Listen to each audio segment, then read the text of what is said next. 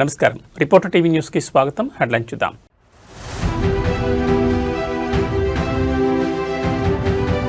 Davos వేదికగా తెలుగు ముఖ్యమంత్రుల పెట్టుబడుల వేట. స్విట్జర్లాండ్కు బయలుదేరిన చంద్రబాబు, రేవంత్ రెడ్డి దిగ్గజ సీఈఓలతో భేటీ.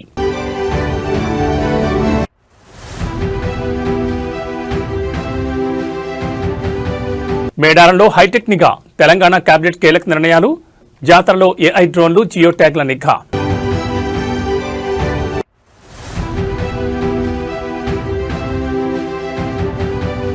AP liquor scam. వైసీపీ ఎంపీకి ఈడీ నోటీసులు.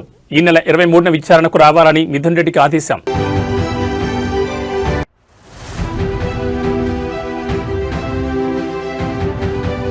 T20 world cup. బంగ్లాదేశ్కు ఐసీసీ డెడ్లైన్. భారత్లో మ్యాచ్లాడే విషయంపై ఈ నెల 21లోగా తేల్చుకోవాలని స్పష్టీకరణ. దక్షిణ భారత కుంభమేళా మేడారం జాతర ఈసారి హైటెక్ హంగులతో సాగనుంది. ఆర్టిఫిషియల్ ఇంటెలిజెన్స్ నుంచి జియో ట్యాగ్ల వరకు భక్తుల రక్షణ లక్ష్యంగా తెలంగాణ ప్రభుత్వం భారీ ఏర్పాట్లు చేసింది. ఈ నెల 28 నుంచి ప్రారంభం కానున్న ఈ మహాఘట్టం కోసం మేడారం 2.0 టెక్నాలజీని తీసుకొచ్చారు. ఏఐ నిఘా, టీజీ క్వెస్ట్ డ్రోన్లు, హీలియం బెలూన్ కెమెరాల ద్వారా 30 కిలోమీటర్ల మేర గగనతలం నుంచి నిరంతర పర్యవేక్షణ ఉంటుంది. ఇవి తొక్కిసలాట ముప్పును ముందే పసిగట్టి అధికారులను అలర్ట్ చేస్తాయి. Geo tagging. పిల్లలు, వృద్ధులు తప్పిపోకుండా ఉండేందుకు వారి చేతికి క్యూఆర్ కోడ్ ఉన్న జియో ట్యాగ్లను కడతారు. Face recognition. నేరగాళ్లను గుర్తించేందుకు ముఖ గుర్తింపు సాంకేతికతను వాడుతున్నారు. సుమారు 13,000 మంది పోలీసుల పహారాలో అత్యాధునిక కమాండ్ కంట్రోల్ సెంటర్ పర్యవేక్షణలో ఈ ఏడాది జాతర జరగనుంది.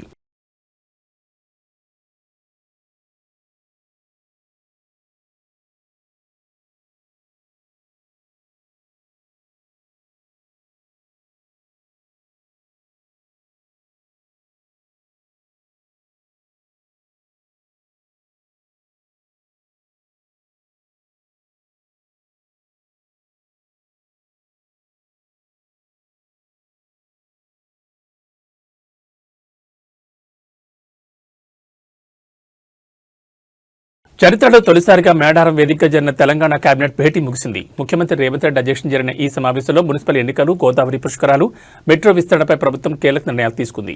మున్సిపల్ ఎన్నికల నగారాకు సంబంధించి రాష్ట్ర వ్యాప్తంగా గడువు ముగిసిన 116 మున్సిపాలిటీలు, 7 కార్పొరేషన్లలో త్వరలోనే ఎన్నికలు నిర్వహించాలని కేబినెట్ నిర్ణయించింది. రిజర్వేషన్లు ఖరారైన నేపథ్యంలో త్వరలోనే షెడ్యూల్ విడుదల కానుంది. గోదావరి పుష్కరాలు 2027లో జరిగే పుష్కరాల కోసం ఇప్పటి నుంచి ఏర్పాట్లు ప్రారంభించారు. బాసార్ నుంచి భద్రాచలం వరకు టెంపుల్ సర్క్యూట్ను శాశ్వత ప్రాతిపదికన అభివృద్ధి చేయనున్నారు. హైదరాబాద్ మెట్రో ఫేజ్ 2 విస్తరణకు సంబంధించి భూసేకరణ కోసం 2,787 కోట్ల కేటాయింపునకు మంత్రివర్గం ఆమోదం తెలిపింది.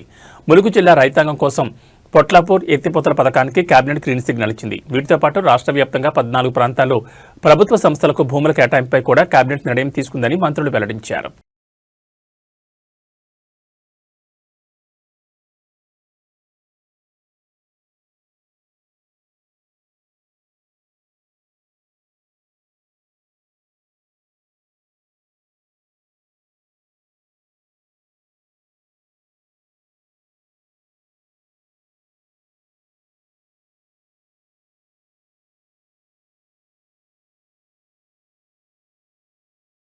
రాష్ట్ర రాజకీయాల్లో పటాన్చెరు ఎమ్మెల్యే మహిపాల్ రెడ్డి వ్యాఖ్యలు పెను సంచలనం రేపుతున్నాయి. తాను కాంగ్రెస్లో చేరి తప్పుడు నిర్ణయం తీసుకున్నానంటూ ఆయన చేసిన వ్యాఖ్యలు ఇప్పుడు హాట్ టాపిక్గా మారాయి. మున్సిపల్ ఎన్నికల సన్నాహక సమావేశంలో తన అనుచరులతో మాట్లాడిన మహిపాల్ రెడ్డి ఆనాటి పరిస్థితుల వల్లే కాంగ్రెస్లో చేరానని, కానీ దానివల్ల నియోజకవర్గానికి కానీ ప్రజలకు కానీ ఎలాంటి ప్రయోజనం చేకూరలేదని అసహనం వ్యక్తం చేశారు. రాబోయే మున్సిపల్ ఎన్నికల్లో బీఆర్ఎస్ అభ్యర్థులను గెలిపించాలని ఆయన కార్యకర్తలకు పిలుపునివ్వడం విశేషం. పటాన్చెరు పరిధిలోని 5 మున్సిపాలిటీల్లో ఉన్న 104 మంది కౌన్సిలర్లను గెలిపించే బాధ్యత కార్యకర్తలపైనే ఉందని ఆయన స్పష్టం చేశారు. మీడియాకు అనుమతి లేని అంతర్గత సమావేశంలో ఎమ్మెల్యే చేసిన వ్యాఖ్యలు బయటకు రావడంతో ఆయన తిరిగి కారెక్కుతారా అనే చర్చ జోరుగా సాగుతోంది.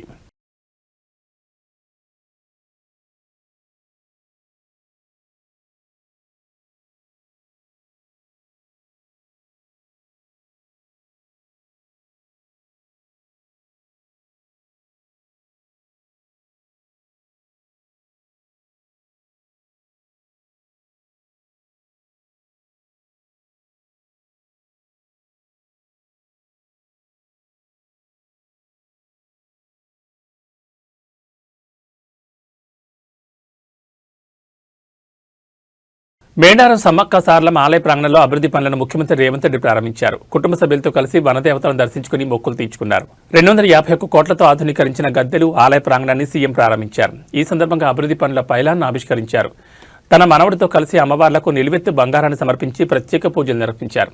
ఈ కార్యక్రమంలో డిప్యూటీ సీఎం భట్టి విక్రమార్క, మంత్రులు సీతక్క, పొంగులేటి శ్రీనివాసరెడ్డి సహా పలువురు ప్రజాప్రతినిధులు పాల్గొన్నారు.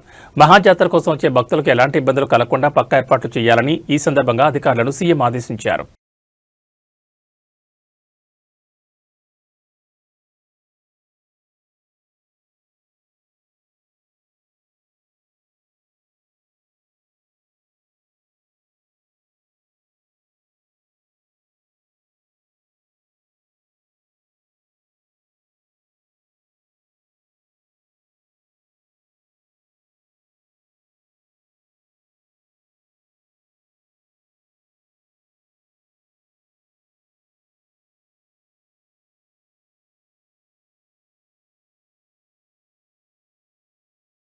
తెలుగు రాష్ట్రాలకు భారీగా పెట్టుబడులను రాబట్టడమే లక్ష్యంగా ముఖ్యమంత్రులు చంద్రబాబు నాయుడు, రేవంత్ రెడ్డి స్విట్జర్లాండ్ పర్యటనకు బయలుదేరి వెళ్లారు.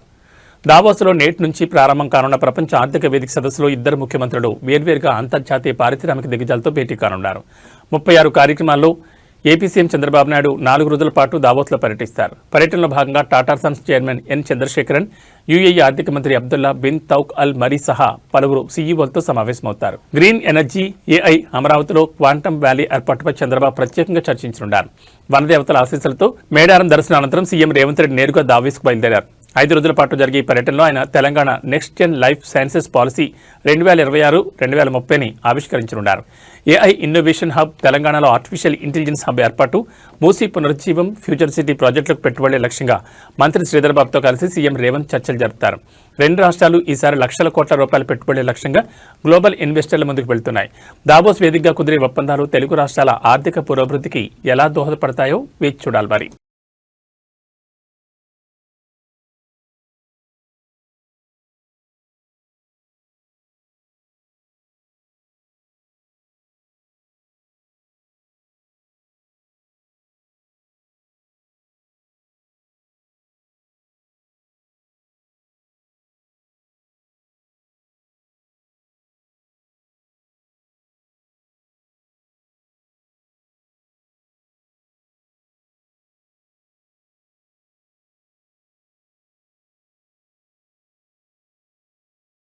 అన్నమయ్య జిల్లాలో సంక్రాంతి సంబరాలు విషాదాంతమయ్యాయి. పండగకు ఊరికొచ్చిన 2 సాఫ్ట్వేర్ ఇంజనీర్లు అతిగా మద్యం సేవించి ప్రాణాలు కోల్పోయారు.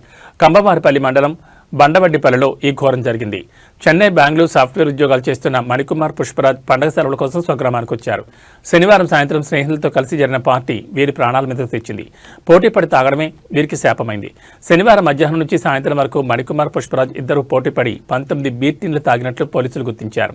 అతిగా మద్యం సేవించడం వల్ల శరీరంలో నీటి శాతం తగ్గి తీవ్ర అస్వస్థతకు గురయ్యారు. ఆసుపత్రికి తరలిస్తుండగానే మణికుమార్ మృతి చెందగా చికిత్స పొందుతూ పుష్పరాజ్ ప్రాణాలు విడిచారు. తొలుత కల్తీ మద్యం వల్ల చనిపోయారని ప్రచారం జరిగినప్పటికీ అతిగా తాగడం వల్లే ఈ మరణాలు సంభవించాయని రాయచోటి డీఎస్పీ కృష్ణమోహన్ స్పష్టం చేశారు. పండగ పూట 2 యువ ఇంజనీర్లు మృతి చెందడంతో ఆ గ్రామంలో విషాద ఛాయలు అలుముకున్నాయి. మణికుమార్కు భార్య, 2 ఏళ్ల కుమారుడు ఉండగా పుష్పరాజ్కు ఇంకా పెళ్లి కాలేదు.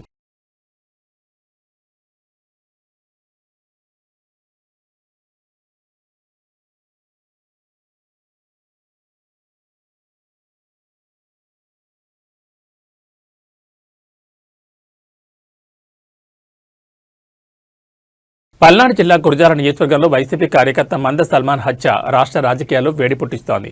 ఈ ఘటనపై ఫిర్యాదు చేసేందుకు వైసీపీ నేతలు ఈ రోజు రాష్ట్ర డీజీపీని కలవనున్నారు. పిన్నెలకు చెందిన మంద సల్మాన్ను ప్రత్యర్థులు ఇనుపరాటతో కొట్టి దారుణంగా హత్య చేశారని వైసీపీ ఆరోపిస్తోంది. ఈ ఘటనపై చర్చించేందుకు అపాయింట్మెంట్ కోరుతూ వైసీపీ ఎమ్మెల్సీ లేళ్ల అప్పిరెడ్డి డీజీపీకి లేఖ రాశారు. గ్రామం విడిచి బయట తలదాచుకుంటున్న సల్మాన్ తన భార్యను కలిసేందుకు పిన్నెలకు వచ్చిన సమయంలోనే ఈ దాడి జరిగినట్లు సమాచారం. రాష్ట్రంలో శాంతి భద్రతలు పూర్తిగా దిగజారాయని, ముఖ్యంగా దళిత కార్యకర్తలకు రక్షణ కరువైందని లేళ్ల అప్పిరెడ్డి విమర్శించారు. ఈ కేసులో నిందితులను త్వరగా గుర్తించి కఠినంగా శిక్షించాలని, బాధితులకు న్యాయం చేయాలని వైసీపీ బృందం డీజీపీని కోరనుంది. ఈ హత్యోదంతో పల్నాడు జిల్లాలో ఉద్రిక్త పరిస్థితులు నెలకొన్నాయి.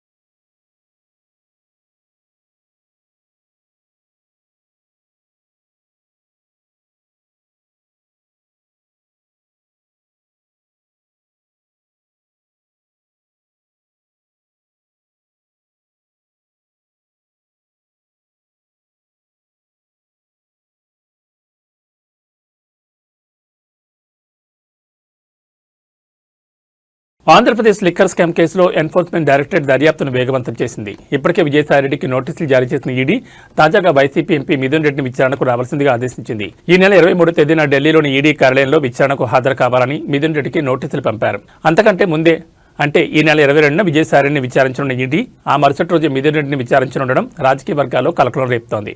గతంలో ఇదే కేసులో మిథున్ రెడ్డిని సిట్ అరెస్ట్ చేయగా ఆయన రాజమహేంద్రవరం జైల్లో రిమాండ్ ఖైదీగా ఉండి బెయిల్పై విడుదలయ్యారు. ఇప్పుడు ఈ కేసులో మనీ లాండరింగ్ కోణంలో ఈడీ లోతుగా విచారించే అవకాశం ఉంది.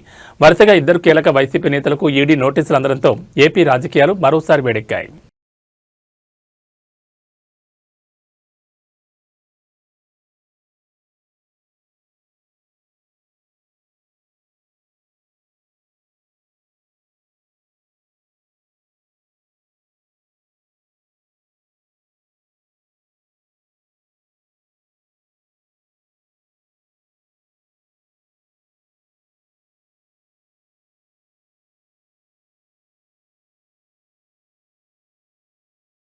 సినీ నిర్మాత బండ్ల గణేష్ షాద్నగర్ నుంచి తిరుమల వరకు పాదయాత్రను ప్రారంభించారు. సంకల్ప యాత్ర పేరుతో చేపట్టిన ఈ యాత్రపై ఆయన స్పష్టతనిస్తూ ఇది కేవలం తన వ్యక్తిగత మొక్కు మాత్రమేనని స్పష్టం చేశారు. గత వైసీపీ ప్రభుత్వ హయాంలో ఏపీ సీఎం చంద్రబాబు అరెస్ట్ అయినప్పుడు తాను తీవ్రంగా కలత చెందారని బండ్ల గణేష్ తెలిపారు. ఆయన జైలు నుంచి క్షేమంగా బయటకు వస్తే తిరుమలకు పాదయాత్రగా వస్తారని అన్నారు. మొక్కున్నట్లు వివరించారు. ఈ యాత్రకు ఏ రాజకీయ పార్టీతోనూ సంబంధం లేదని, చంద్రబాబుపై ఉన్న అభిమానంతోనే ఈ అడుగు వేస్తున్నారని ఆయన పేర్కొన్నారు. చంద్రబాబు 52 రోజుల తర్వాత జైలు నుంచి విడుదలైనందున ఇప్పుడు ఆ 7 కొండల వారికి మొక్కు చెల్లించుకుంటున్నారని, దీనిని కేవలం ఒక భక్తి యాత్రగా మాత్రమే చూడాలని ఆయన విజ్ఞప్తి చేశారు. ఎన్నికల సమయంలో సైలెంట్ గా ఉన్న బండ్ల గణేష్ ఇప్పుడు సడన్ గా పాదయాత్ర మొదలుపెట్టడం రాజకీయ వర్గాలు ఆసక్తిని రేకెత్తిస్తోంది.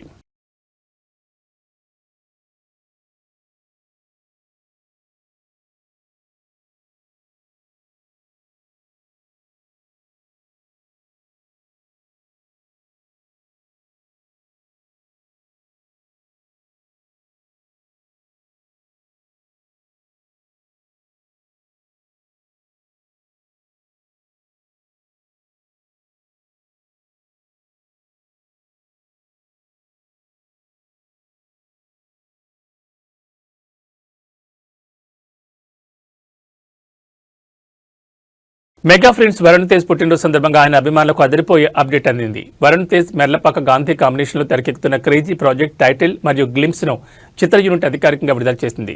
VT-15 గా పిలువబడుతున్న ఈ చిత్రానికి కొరియన్ కనకరాజు అనే ఆసక్తికరమైన టైటిల్ ఖరారు చేశారు. కొరియా పోలీస్ స్టేషన్ బ్యాక్డ్రాప్ లో సాగే ఈ గ్లిమ్స్ అత్యంత ఉత్కంఠభరితంగా ఉంది. సమురాయ్ కత్తితో వరుణ్ తేజ్ చేస్తున్న యాక్షన్, చివర్లో కొరియన్ భాషలో ఆయన చెప్పే డైలాగ్ సినిమాపై అంచనాలు పెంచేస్తోంది. ఇది ఒక ఇండో కొరియన్ హర్రర్ కామెడీగా రూపొందుతోంది. తమను సంగీతం అందిస్తుండగా ఫస్ట్ ఫ్రేమ్ ఎంటర్టైన్మెంట్స్ ఈ చిత్రాన్ని నిర్మిస్తోంది. హైదరాబాద్, కొరియాలో షూటింగ్ పూర్తి చేసుకుని ఈ సినిమాను 2026 వేసవిలో విడుదల చేసేందుకు ప్లాన్ చేస్తున్నారు. ఈ మెగా అభిమానులకు ఈ కొరియన్ కనకరాజు సరికొత్త కిక్ ఇవ్వడం ఖాయంగా కనిపిస్తోంది.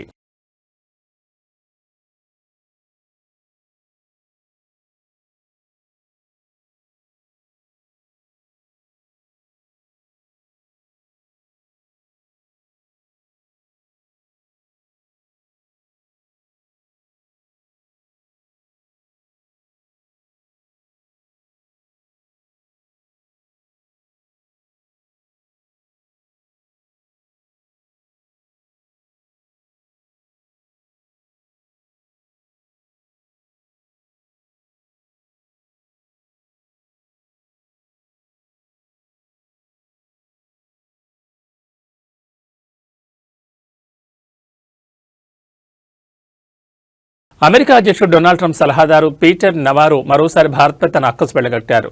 భారతీయులు ఉచితంగా పొందుతున్న ఏఐ సేవల వల్ల అమెరికన్లపై ఆర్థిక భారం పడుతోందంటూ ఆయన చేసిన వ్యాఖ్యలు ఇప్పుడు అంతర్జాతీయంగా చర్చనీయాంశమయ్యాయి. చాట్ జీపీటీ వంటి ఏఐ కంపెనీలు అమెరికాలోని డేటా సెంటర్లను వాడుకుంటూ భారత్, చైనా వంటి దేశాలకు ఉచిత సేవలు అందిస్తున్నాయని నవారో పేర్కొన్నారు. దీనివల్ల అమెరికాలో విద్యుత్ వినియోగం పెరిగి అక్కడి పౌరులపై విద్యుత్ ఛార్జీల భారం పడుతోందని ఆయన ఆరోపించారు. ఈ అంశంపై ట్రంప్ ప్రభుత్వం సీరియస్ గా ఉందని, సదరు ఏఐ కంపెనీలపై త్వరలోనే కఠిన చర్యలు తీసుకుంటామని ఆయన హెచ్చరించారు.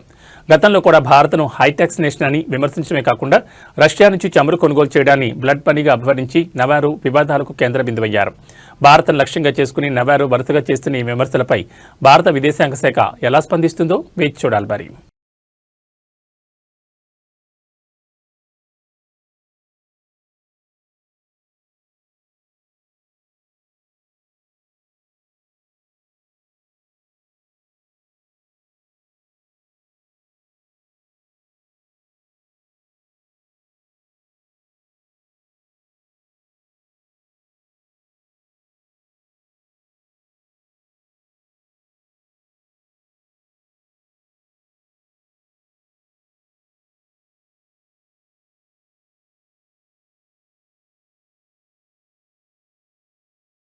భారత్ శ్రీలంక వేదికలుగా జరగనున్న ఐసీసీ టీ20 ప్రపంచ కప్లో బంగ్లాదేశ్ జట్టు భాగస్వామ్యంపై సందిగ్ధత కొనసాగుతోంది.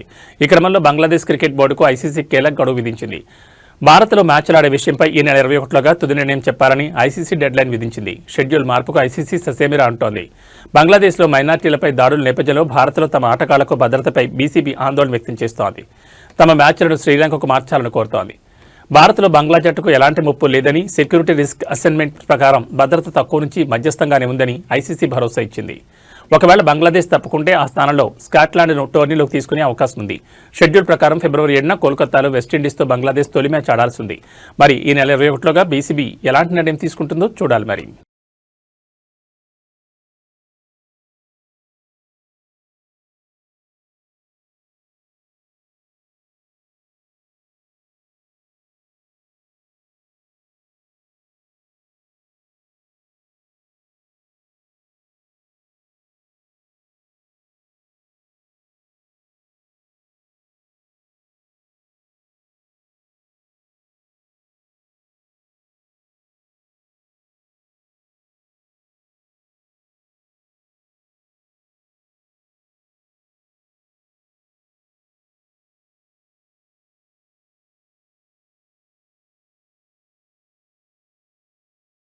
అల్వాల్ సర్కిల్లోని ప్రజా సమస్యలను పట్టించుకొని జీహెచ్ఎంసీ అధికారులను వెంటనే సస్పెండ్ చేయాలని అల్వాల్ జీహెచ్ఎంసీ కార్యాలయం తాళం వేసి నిరసన తెలిపారు బీజేపీ నాయకులు. అల్వాల్ సర్కిల్లోని ప్రజా సమస్యలను పట్టించుకొని జీహెచ్ఎంసీ అధికారులను వెంటనే సస్పెండ్ చేయాలని అల్వాల్ జీహెచ్ఎంసీ కార్యాలయం తాళం వేసి జీహెచ్ఎంసీ కార్యాలయం ముందు బీజేపీ నాయకులు ధర్నా నిర్వహించారు.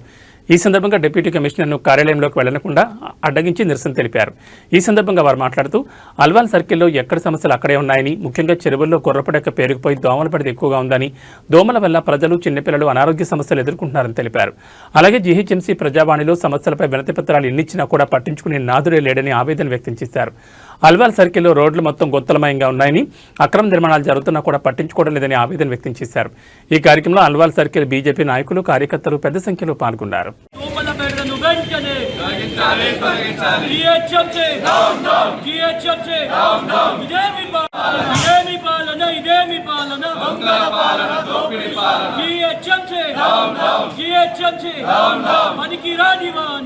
ప్రజా సమస్యలను పట్టించుకొని అధికారులు వెంటనే ప్రజా సమస్యలను పట్టించుకొని అధికారులను వెంటనే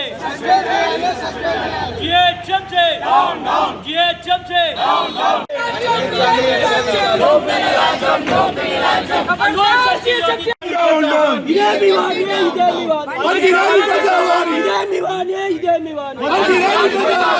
సమస్యలను పట్టించుకొని అధికారులను వెంటనే